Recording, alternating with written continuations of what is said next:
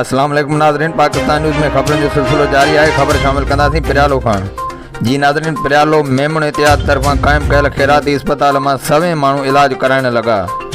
Doctor Abdul Waheed Abbasi, doctor Atiqur रहमान मेमून छंछर ऐं आचर ॾींहुं आयल सवें मरीज़नि जो मुफ़्त इलाज कयो।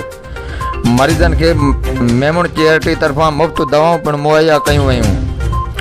मरीज़नि जे इलाज लाइ मेमून यूथ जे नौजवाननि रज़ाकाराणी तौर ख़िदमतूं सर अंजाम ॾिनियूं। उन मौक़े ते मेमून इतिहाद जे अॻुवाणनि हाफ़िज़ अब्दुल क़दीर मेमून, मोहम्मद इब्राहिम मेमून, बदरुद्दीन मेमून, इरशाद अहमद मेमून ऐं ॿियनि मीडिया सां ॻाल्हाईंदे चयो त तव्हां कंहिं इंसान जी ख़िदमत या मदद कयो, पोइ अव्हां पंहिंजी दिलि में सुकून महसूसु करियो त पोइ अव्हां पक सम्झो त अव्हां अल्लाह पाक जी मक़बूल ऐं पसंदीदा इबादत करे रहिया आहियो। तमामु शुक्रगुज़ार आहियूं उन्हनि डॉक्टरनि जा जिन पंहिंजो क़ीमती वक़्तु कढी ग़रीबनि खे वक़फ़ कयो। छंछर ऐं आचर ते आयल मरीज़नि लाइ मेमून यूथ जे मेमून, अब्दुरऊफ़ मेमून, सिबगतुल्लाह मेमून, उबैदुल्लाह मेमून रज़ाकाराणी तौर ख़िदमतूं सर अंजाम ॾिनियूं। Report Shafiq Ahmed Nooani, Pakistan news TV पिरालो। वधीक ख़बरुनि लाइ ॾिसंदा रहंदा Pakistan news TV. Pakistan news TV जो पेज लाइक ऐं शेयर करणु न विसारींदा।